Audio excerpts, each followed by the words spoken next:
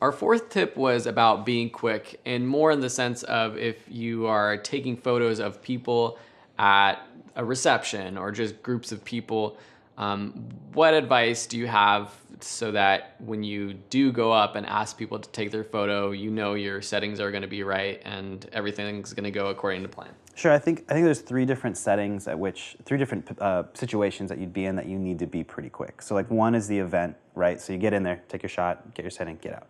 Two is going up to people and seeing them. And I think before I'm at a reception and I'm shooting people like, hey, you mind taking a picture? I'll test it on someone that I've already like sort of talked to or built a relationship with. So usually that's my second shooter or my assistant. So I'll throw up my settings, be like, hey, can you go stand out there, take a couple shots, make sure it's working. Mostly the lighting's not gonna change. If not that, I'll go to the DJ or some other vendor and be like, hey man, I'm just trying to like test my settings. I can send you a couple of these shots. Do you mind if I just take a picture of you or two? And usually they're like super okay with that, and you get their information, and then that kind of helps them out. And then if they need help, offer help. It's just kind of a trade work because you're both there working and you're colleagues, even though you're doing different things. So once you nail that, now you can go approach people. How's it going? Click, you're out.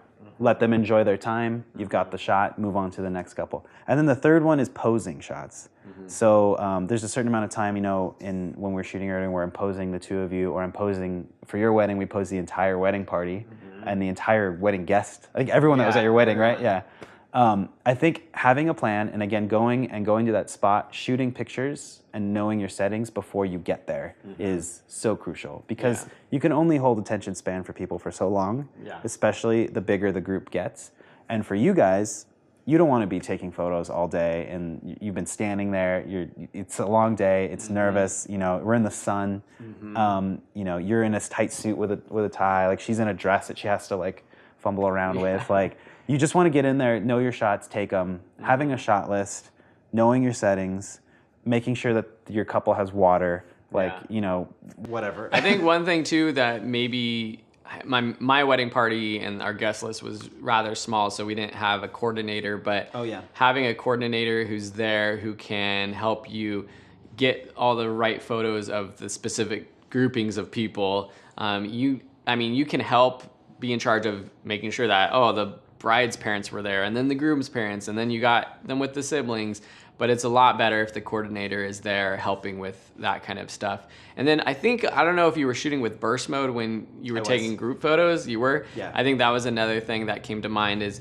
when you're taking group photos, you never know if people's eyes are going to be open or one person's will be closed, and shooting in burst mode can help with that. Yeah, I think I shoot, this camera and the Nikon had a continuous high and a continuous low. My continuous low you can custom set. I set to 3 photos. So if I'm taking lots of portraits or I'm taking lots of group photos, like with everyone. The last wedding I was at, I shot in Barcelona actually.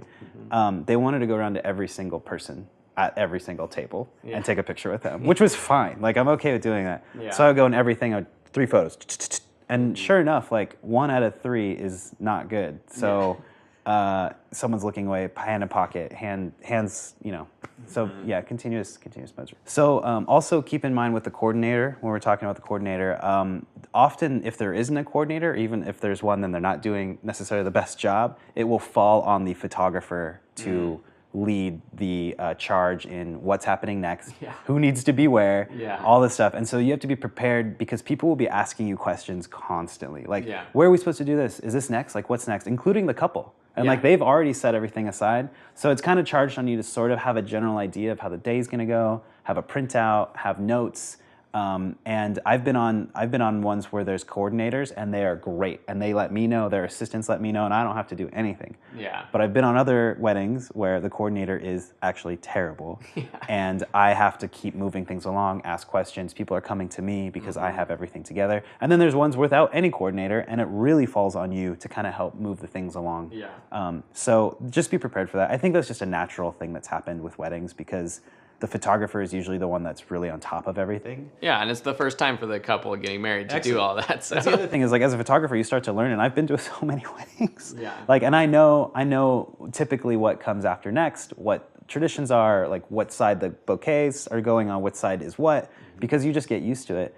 And by the time you get to the reception, when the DJ is there, that DJ hasn't necessarily been there the rest of the day, so they know what's going on once you get to that point. But up until that point, it's just be prepared to know what's going on and field a lot of questions.